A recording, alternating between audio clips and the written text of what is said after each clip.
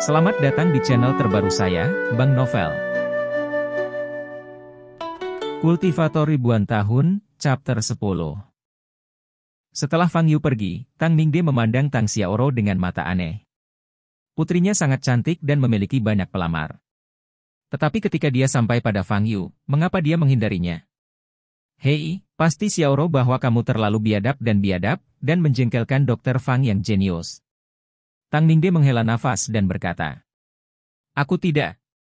Fang Yu tidak suka menimbulkan masalah, itu sebabnya," kata Tang Xiaoro dengan marah. Melihat keluar pintu, Tang Mingde menghela nafas, "Sudah lama sejak saya melihat seorang pemuda yang luar biasa. Dia tidak sombong atau terburu nafsu, dia tenang dan tenang, tetapi dia memiliki keterampilan magis. Yang paling penting adalah dia memiliki ketenaran dan kekayaan.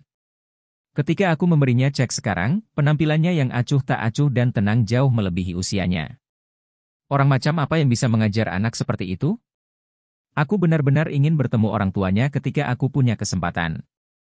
Setelah Tang Mingde selesai berbicara, dia berbalik, memandang Tang Xiaoro, dan menggelengkan kepalanya, "Apakah kamu atau Feng Er, kamu terlalu jauh dari dokter jenius ini, kalian, saudara-saudari harus terus bekerja keras." Tang Xiaoro belum pernah melihat ayahnya begitu memuji seorang pemuda. Apakah ini Fang Yu sangat baik? Tang Xiaoro sedikit tidak yakin. "Aku tidak berpikir Fang Yu tidak suka padamu. Kamu masih harus lebih banyak berkomunikasi dengannya dan mencoba berteman. Putranya ini pasti tidak ada di kolam renang," kata Tang Mingde lagi. Fang Yu kembali ke kebun sayur dan ingin mengambil beberapa sayuran untuk pulang. Ketika dia berjalan agak jauh dari kebun sayur, dia menemukan seutas jejak sepatu di tanah. Meskipun jejak kaki tampak sangat dangkal di jalan gunung yang keras, Fang Yu masih bisa melihat setidaknya 6 cetakan sepatu yang berbeda. Dengan kata lain, sekitar 1 jam yang lalu, 6 orang berjalan ke arah kebun sayur. Ini tidak biasa. Pada hari kerja, tidak ada yang akan melangkah ke bukit ini. Sial, bukankah di sini untuk mencuri makanan? Berpikir seperti ini, Fang Yu mempercepat langkahnya. Begitu dia berjalan ke pinggiran kebun sayur, beberapa bayangan gelap keluar dari samping, langsung mengelilingi Fang Yu. Moncong 6 pistol itu semuanya ditujukan pada Fang Yu. Salah satu pria berpakaian hitam maju selangkah dengan senyum di wajahnya dan berkata, "Sobat, kami hanya ingin mengajukan beberapa pertanyaan, saya harap Anda bisa menjawab dengan jujur." "Oke, tanyakan saja." Fang Yu tidak memiliki sedikit pun kepanikan di wajahnya. "Apakah kebun sayur ini milikmu?" Lelaki berbaju hitam itu bertanya. "Ini milikku." "Lalu pada saat ini kemarin sore, apakah kamu juga dekat dengan kebun sayur ini?" Pria berkulit hitam terus bertanya. "Ya." Saat ini, Fang Yu sudah tahu mengapa orang-orang ini datang. "Lalu kemarin sore, apakah kamu melihat seorang wanita?" Lelaki hitam itu sedikit menyipit. "Aku melihatnya," jawab Fang Yu. Beberapa orang berpakaian hitam saling memandang, dengan niat membunuh di mata mereka. "Lalu, apakah kamu menyelamatkan wanita itu?" Pria berpakaian hitam itu meremas pelatuknya dengan jari-jarinya, siap untuk menembak. "Sebenarnya, aku tidak menyelamatkan wanita itu. Rekanmu yang ingin membunuhku, dan kemudian aku membunuh mereka karena membela diri," kata Fang Yu sambil sedikit tersenyum. "Terima kasih atas kejujuranmu, selamat tinggal." Pria berbaju hitam di depannya tersenyum dingin dan menarik pelatuknya. Ledakan. Dengan sebuah tembakan, sebuah peluru mengenai dahi Fang Yu. Pria berkulit hitam itu tidak lebih dari 10 meter dari Fang Yu, jarak yang begitu pendek. Selama itu adalah manusia, mustahil untuk melarikan diri. Tapi Fang Yu hanya menoleh sedikit dan lolos dari peluru. "Oh, aku mengatakan bahwa temanmu dibunuh olehku karena dia ingin membunuhku. Mengapa kamu melakukannya lagi?" Suara Fang Yu melayang ke telinga setiap orang kulit hitam seperti hantu. Keenam lelaki berbaju hitam itu berantakan. Mereka menoleh untuk mencari Fang Yu, tetapi tidak bisa melihat siapapun. Ledakan. Detik berikutnya, seorang pria hitam berteriak dan terbang keluar. "Dia ada di sini!"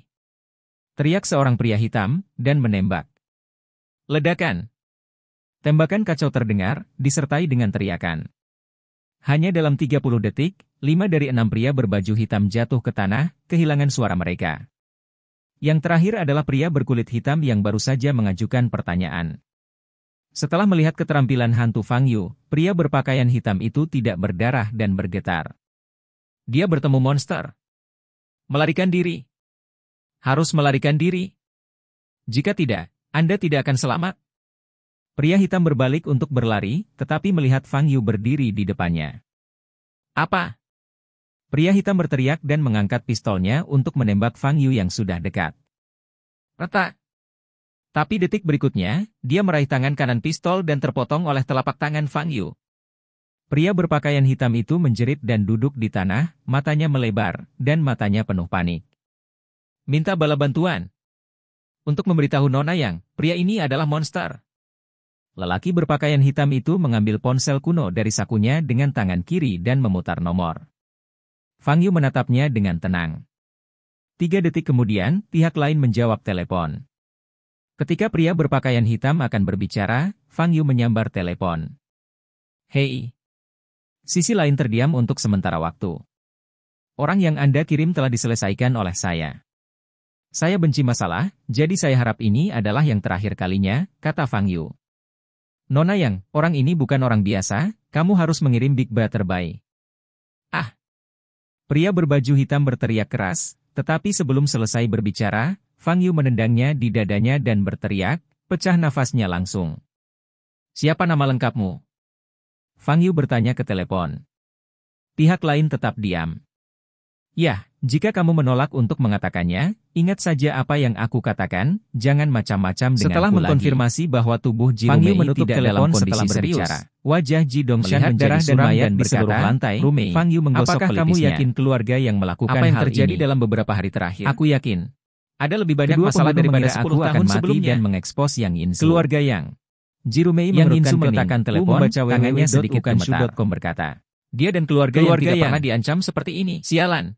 Siapa kamu? Pertarungan sebelumnya ditempatkan di bawah meja, tapi dan sekarang mereka benar-benar melakukannya secara langsung dan menginginkan kehidupan putriku yang dia mengirim 6 anggota elit keluarga ke sana. Kebencian ini tidak dilaporkan, pasukannya musnah. Ji Dongshan tidak layak menjadi ini seorang adalah ayah. Sesuatu yang tidak pernah dia impikan. Ji Dongshan berkata dengan marah. Dalam 2 hari terakhir, setelah beberapa saat kehilangan suasana hati Ji Dongshan sedikit tenang dan bertanya, memikirkan suara terakhir bawahan ingat siapa yang menyelamatkan Anda? Mengeluarkan ponselnya dan ini adalah dermawan besar keluarga Ji, biarkan bayi harus datang kepadaku.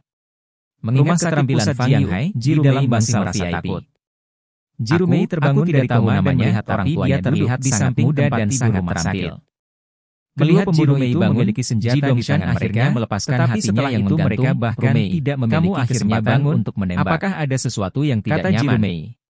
Sang ibu, ada dewa seperti itu, juga gugup. Bukankah itu lebih kuat dari paman Wu? Aku baik-baik saja, kata jawab Ji Rumei. Wu Ming adalah saudara laki-laki Ji Dongshan yang menyembah pegangan, seniman bela diri Duan ke-9 bawaan dengan kekuatan luar biasa. Jiro menggelengkan kepalanya dan berkata, aku tidak tahu, tapi orang itu memang sangat kuat. Yah. Bagaimanapun, dia adalah dermawan kita harus menemukannya dan menyelamatkan hidup kita, kata Ji Dongshan. Di kelas keesokan harinya, Fang Yu duduk di kursinya dan memandang Tang Xiaoro di sampingnya. Hei, haruskah kamu memenuhi janjimu? Kata Fang Yu. Pergi setelah kelas nanti, apa terburu-buru? Kata Tang Xiaoro tidak puas. Dia juga memiliki harga diri, sakit hatinya jijik oleh anak laki-laki seperti ini. Setelah kelas, Tang Xiaoro meninggalkan kursinya dengan marah dan berjalan ke kantor. Akhirnya, saya bisa menjauh dari pusat topik dan tidak peduli dengan orang lain. Fang Yu menarik napas dalam-dalam. 5 menit kemudian, Tang Xiaoro kembali dan duduk di samping Fang Yu dengan ekspresi tidak senang.